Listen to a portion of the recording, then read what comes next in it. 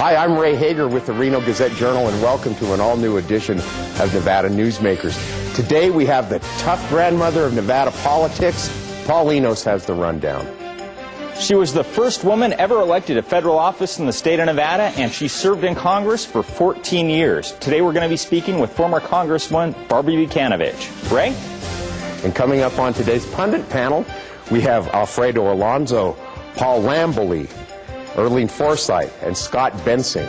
That's all coming up next, so let's roll on an all-new Nevada Newsmakers.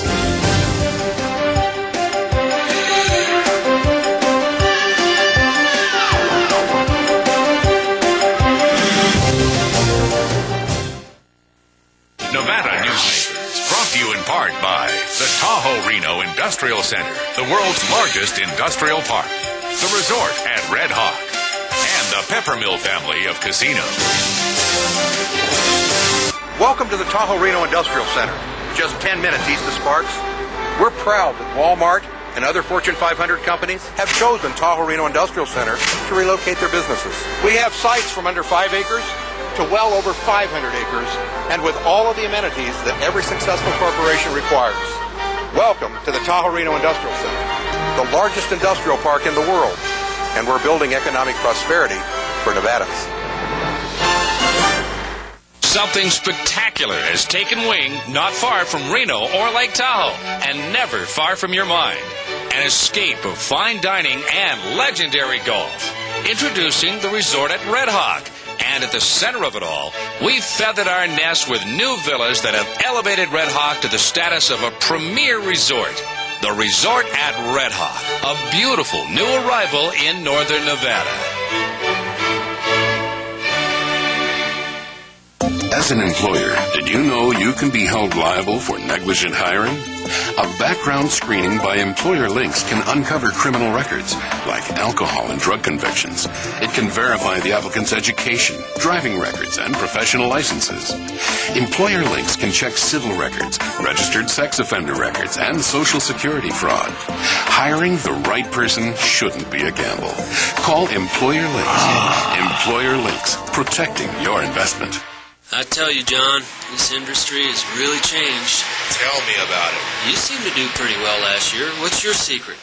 No secrets. Although I'll tell you something. The smartest thing I did was sign up with Pro Group Management. Really? Yeah, they do workers' comp, right? Yeah, their services are great. And get this, they saved me 30%. I've heard they saved others 50%. That works for me. Pro Group Management. Finally, workers' comp that works for you. You are watching Nevada Newsmakers. Hi, welcome to Nevada Newsmakers. I'm Ray Hagar with the Reno Gazette. We have Paul Linos here as my co-host, and today's guest is former Congressman Barbara Vucanovich. And Barbara, I wanted to ask you that. You always preferred to be known as Congressman Vucanovich and not Congresswoman Vucanovich. Well, I have to tell you, it didn't make all that much difference, but I always thought it was a title. I didn't think it was a person. But and I used that a lot, but some of my children thought that wasn't such a good idea, so I've just let it go. It doesn't matter to me. Okay. Barbara, you were the first person to hold, the first woman to hold federal elected office in the state of Nevada. That's true. And you were also the first person to have the seat of CD2 up here that we're now having a big battle over. That because is we have true. Jim Gibbons That running is for true. governor. Yep, Are you going to endorse anybody in that race? I'm going to endorse every Republican there is. I've already contributed to the 3 that I know that are Republicans, and equal amount. They're all good representatives, and I'd be happy no matter who's chosen. So we're not going to break any news by asking what your preference is here. Not at all. Well, Barbara, one of the reasons we have you on today, of course we like you anyway, is that your new book is out. Can we show this? This book, it's written by you and your daughter, Patty Caffaretta. That's correct. Former state treasurer. That's and, right. Good luck with the book. I know that we have some book signings to announce some later today. Good. On your book, you campaigned as a quote-unquote tough grandmother.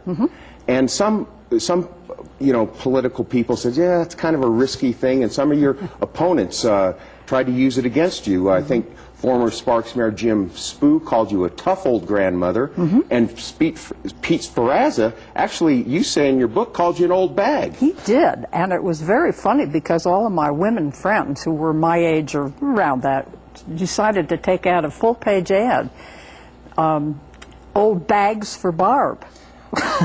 Well, at that time, looking at the age of Pete's wife, I think anybody over 25 would have been an old bag. Well, yeah, that's okay. Now, one of the things that you say is one of the secrets to getting reelected in District 2 was what you called constituent services. True. When individuals called up and had a problem with Veterans Affairs or immigration or Social Security, you had to act on it, and that was the way you iced their vote for the next time around. Well, you were there for 14 years in Congress. That's true. And if you think about Walter Bering, that was one of the things that he did that was always very important, was constituent service. But to this day, as a matter of fact, I had a phone call yesterday from a woman I've known for 40 years who wanted to know how she should go about doing her Social Security now that she'd lost her husband. And I thought, you know, people still make that connection. And it's very flattering, but, you know, it's very rewarding, too. So it was always a way, I think, when you responded to people very personally. So well, in that same light, I know that both my grandparents were notch babies like you were. And for those people who don't know, a notch baby was somebody who was born between 1918? 17, I 1917 and 1922? 22, around then. Who would get less money in their Social Security. True. And that was one of your pet projects, was trying to get the notch babies on par with everybody else. Well, one of the funny things, most people do not remember, but Claude Pepper, who couldn't have been more Democrat than there was the one who got that into the law. And, you know, people are going, he did that? You know, and he was everybody's supporter. And you couldn't get it out because of that thieving crook, Dan Rostenkowski, correct? I never called him that. Well, I am. Hope Dan's not watching today. Maybe you can't argue with it, though. Now, Barbara, when the second congressional district was first drawn up after the 1980 census, there was a move to make it not a north-south district, but an east-west district. And if that would have happened, what would have happened to the representation for Northern Nevada? Wouldn't it would have been chaos? zilch. There's just no question. It really wouldn't have been fair. And I will say that Bob List is the one who really forced it through the legislature. And it was a tough thing for him, too. But it wouldn't have been fair. All the representatives would have been from Las Vegas, and that isn't fair for Northern Nevada. Okay. Barbara, you were part of the Republican Revolution in 1994, the contract with America. Right. Can you talk to us about the difference before 1994 as a congresswoman in the minority as opposed to being in the majority? Oh, my. Well, one of the the only nice thing about my being elected in 82 was that Ronald Reagan was at least president, so we had a shot at some of the things. But the Democrats had been in the majority in the House of Representatives for 40 years.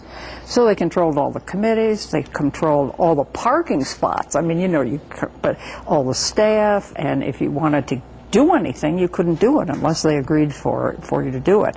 You know, and being a minority, a woman, and only 19 of us at the time, when I was elected, women, out of 435, it was kind of intimidating. But, and one of the other funny experiences that I had, because I was elected in 82 and so was John McCain, was that both Republicans both felt we had to be on the Interior Committee, and there was only one spot. And so after much work on John's part, and mine too, they finally added another Democrat to that committee, and we both got on. So that was... Well, you know, I thought you got on by arm wrestling McCain and beating him. Let's stop right there. We'll be right back with more with Congressman Barbara Vucanovich after this. For a video Nevada Newsmakers program, call 775-857-2244. The tapes are $20 each, including shipping. For more than a decade, the Southern Nevada Water Authority has been helping the community embrace conservation as a way of life. That includes replacing more than 50 million square feet of grass with water-smart landscaping.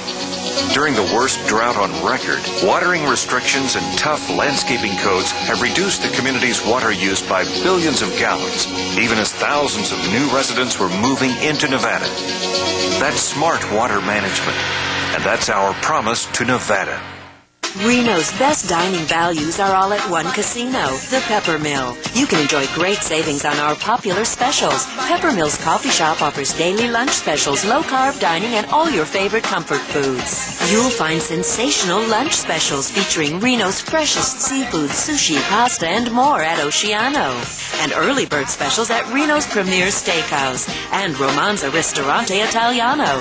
The best values are at the Pepper Mill. Where are you dining? Island Inkjet is now open on South Meadows Parkway. Island Inkjet will refill your inkjet cartridges in just 1 hour. We have the ink to precisely match over 240 cartridges, saving you up to 60% on the cost of buying a new cartridge. Our work is 100% guaranteed, and contrary to what you may have heard, refills do not void any printer warranties. You don't throw out your car when it runs out of gas. Don't throw out your cartridges. Refill them at Island Inkjet on South Meadows Parkway by Smith's.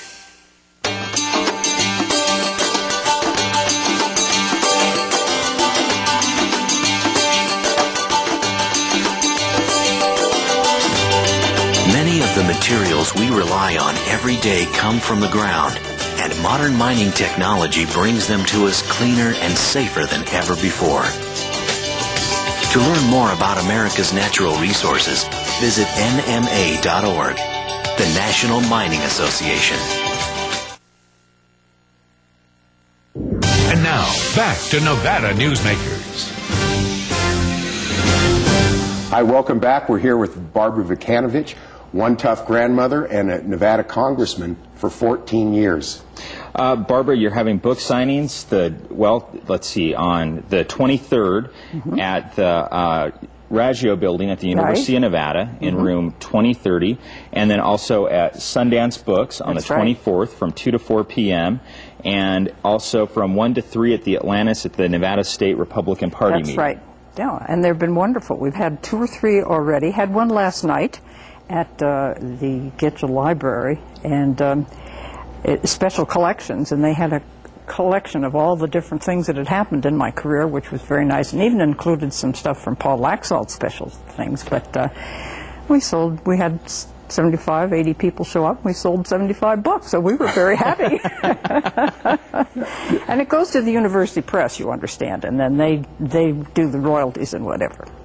Barbara, part of your book, you were talking about your opponents in your elections, and you seem to have a lot of respect for Democrat Mary Gojak, but that respect didn't seem to go to your other opponents like Jim Spoo, the former mayor of Sparks, Andy Barbano, and especially Pete Sparazza.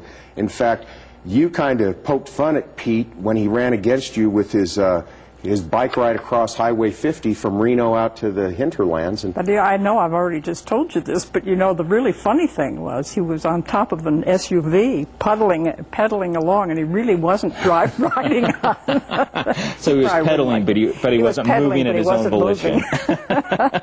Well, you know, maybe it's just because Mary and I were both women, but I always respected her, and I can't say I didn't respect the others. Of course I did. Anyone who has the nerve to get up and offer themselves for public office deserves to be congratulated, and you don't have to necessarily like them. Okay. Another person that you defended but was demonized by the media was former Vice President Dan Quayle. Now, I remember him because he couldn't spell potato, but why are you sticking up for Dan Quayle? I think he was a great Republican, and I think he was a great public servant. And when I was first elected, he was in the House, I think. Right. Ultimately. Indiana, yeah, and then went into the Senate, and I thought he was wonderful. I was very proud of him, and he and I did a lot of things together. I traveled with him to Nicaragua, and he was a very conscientious representative for his state. Why did the media and Democrats diss that guy so bad? Because the media is Democrats, Ray. You know that. I can't agree You with said that. it. I didn't. I can't agree with that. That's totally false. Oh, absolutely not. Maybe you have one or two, but it's the exception that proves the rule. Barbara, let's talk about the next presidential race, 2008. You're somebody who understands the process and how this works. Who do you see as kind of rising to the top of the Republican nomination? I do think that there's no question that Bill Fritz wants to. But, you know, I don't think anybody has thought about our former Republican chairman who really wants to. He's from Utah. I'm talking about Mitt Romney. And I wouldn't be surprised to see him come out and be the nominee.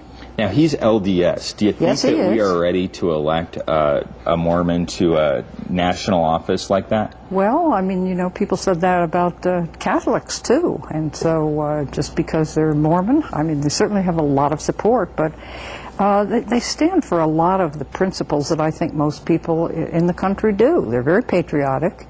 Very family-oriented, and I think that Mitt Romney is going to give anybody who runs a real tough race. Barbara, in your book you describe different politicians and statesmen, and you talk about Senate Minority Leader Harry Reid, our own son from Nevada. And let me read you what you said. Yeah, because I've forgotten. Okay, he said, you quote, "He figured out early how to get appointed to serve on committees that made a difference in advancing up the Democratic hierarchy. He was generous with his power in helping others, who in turn helped him." Is this really the secret of Senator Reid's success? I think there's no question. I say he has a lot of due bills, but you know, he has always understood the constituent service and using his powers to help people in our state and, for that matter, in our country. But you know, he's a very astute politician, and I wouldn't ever underestimate him. The other thing that I do say about Harry is he has a long memory. If someone has crossed Harry, he might be a little bit less enthusiastic about helping them. He won't forget. He won't forget. Barbara, in 1986, there was some talk about, and I was only 11 years old at the time, so I just know this from reading. There was some talk about you running for that Senate seat when Paul Laxalt retired. However, you were kind of passed over, so Jim Santini could go in there and eventually lose to the Senator Reid. Well, that's one version, but you know, I looked at all the polling. I mean, people do look at polling, and I looked at all of that, and unless you had complete support from the Republican hierarchy, it's foolish to do that. And I was in a position that I would be reelected as long as I wanted to stay there. But, you know, Paul had worked a long time with Jim Santini and knew him very well. He worked with him in the House. So he was supportive, and I've never regretted that I didn't run for the Senate. Even though some of us may have. But. Well, you had a wonderful 14-year career in the House. Barbara, thanks for coming in today. And again, Thank you very here much. is Barbara's book. I read it last night. It is very well written, very short and simplistic sentences, easy to absorb for the reader. Quick read. Thank you, Barbara. Thank you so much, both of you. Very much. Enjoyed it. Thank you. This is Nevada Newsmakers. Corporations moving to the Tahoe Reno Industrial Center require reliable power, fiber optic communication, and clean water sources. And yet, there's another amenity we're very proud of here at TRI, rail service.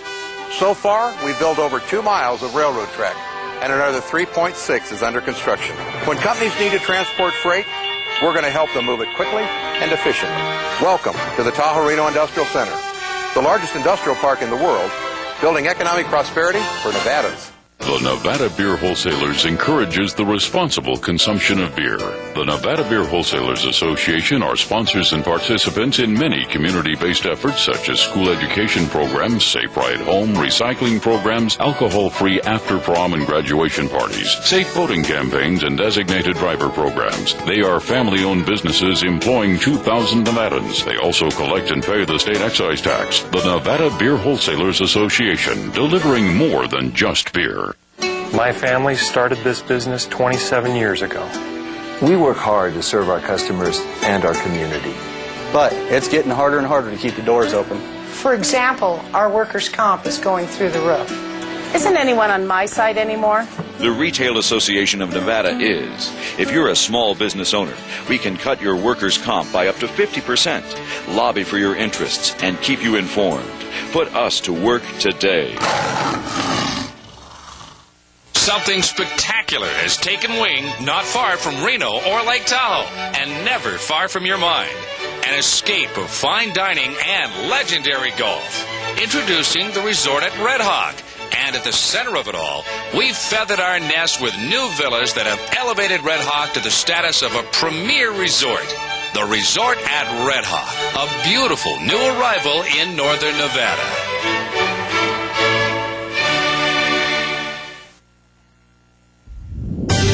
You are watching Nevada Newsmakers. Hey, welcome back to the pundit panel. We got quite a group today. First, we have Scott Bensing, the right-hand man for Senator Ensign. Then we have Earlene Forsythe, chair of the Nevada Republican Party. Alfredo Alonso from Lionel, Sawyer, and Collins, and Reno attorney Paul Lambelet. Welcome to you all. Well, as you know, the big story in Nevada politics is Richard Perkins dropping out of the gubernatorial race. Scott, let's start with you. What is your reaction to this? See, I thought the big story was John Ensign's running for re-election to the Senate. I missed that story. I don't know that I have. That didn't make the front page today. It didn't? Okay. I haven't seen it. At least in the Reno Gazette. I don't know that I have a real take on it. We follow it as we follow everything else in the state, but I think I'm not so sure the group of candidates for that race is set as yet, so I think there'll be some, my impression, there'll be some other developments before we get too much further down the road. I don't think it makes a difference. He dropped out, and, so what? His polls were down. He wasn't raising enough money for the race, and he had some bad press down in Vegas. I think the last one he had was when the Desert Springs Hospital wrote about an article saying that he was grandstanding and with the nurses endangering patients. So, it's hard to recover once you start getting bad press. In the 2005 session, he was pitted against the casinos and labor. So he didn't really have a good, last year. No, maybe his leadership qualities were lacking, some could say. Alfredo? Sure. I disagree. I know the speaker well, and I think he would have still run a very formidable campaign. I think there were other things involved with respect to not wanting to deal with that type of a campaign for he and his family.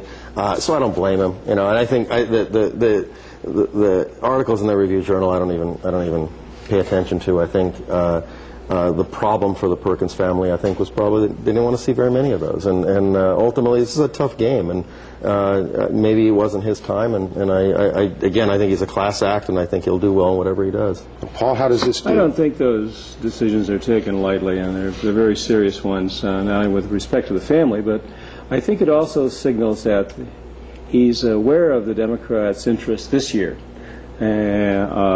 Organizing themselves, energizing themselves, and I think that means there's going to be a real focus on the gubernatorial race.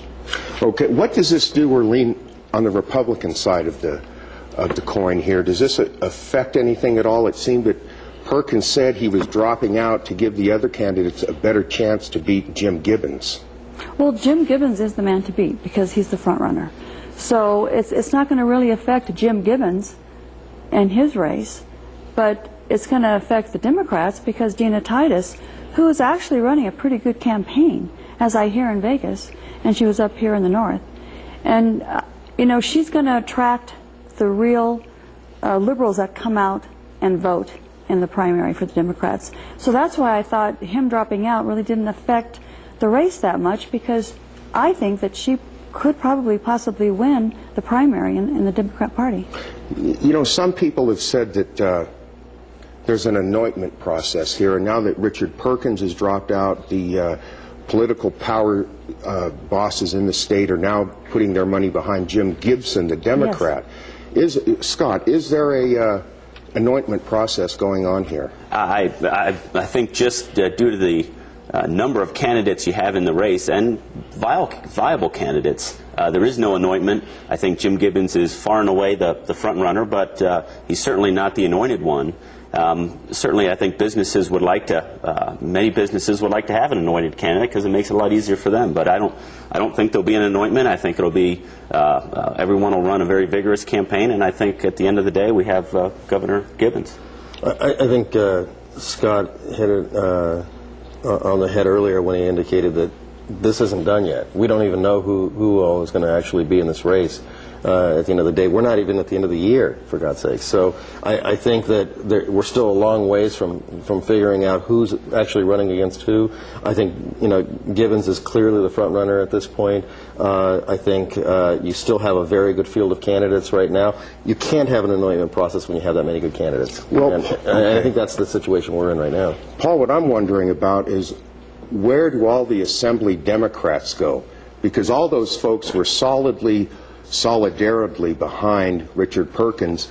Now he's out. Do they scatter like chickens now? Do they go to Dina Titus? Do they go to Gibson? Do they go over, well, probably not go to Gibbons, but where do they go? Well, I think they're going to make their own assessments. The Democrats have always enjoyed a rather fluid primary season, and this may be the same, except that I think the announcement by Speaker Perkins does emphasize that the Democrats want to have a healthy primary, but not a divisive one. And I think that the elected members of the Senate and Assembly, who are Democrats, will find their own. They've already have a fair amount of knowledge of the potential candidates. I think the candidacy of Senator Titus as well as Mayor Gibson will make it an easier selection choice for them. Many of them know both of those potential candidates, and it's early. It still is quite early. We're not at the end of this year yet. Well, it's not early in this pundit segment. We got to wrap it up now. Thanks for watching. We'll be right back after this. Nevada Newsmakers, brought to you in part by the Tahoe Reno Industrial Center, the world's largest industrial park, the resort at Red Hawk, and the Peppermill family of casinos. South Reno's hotspot for food, fun, and friends is the Tamarack Junction. Play over 480 of the hottest slots and video poker games. Enjoy hot times and sizzling food specials at Sully's Sports Bar, Grill, and Nightclub. Watch your favorite game on one of our jumbo high-definition plasma TVs. Enjoy great food 24 hours a day in the Dining Car Restaurant. Or sample the best hot and cold sandwiches in the Whistle Stop Deli. The Tamarack Junction is your junction for fun. South Virginia and Amati Ranch Parkway. Yeah.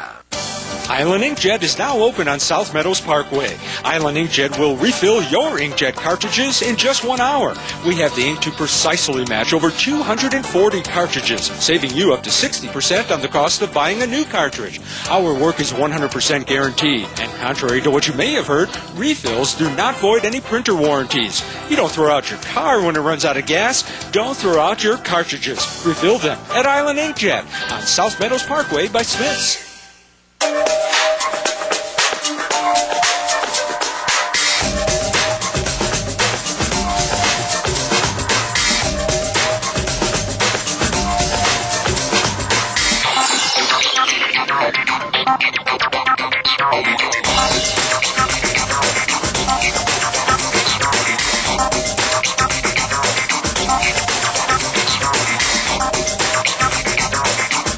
Happy Hour at the Peppermill. Hey, thanks for watching today. We'll see you next week.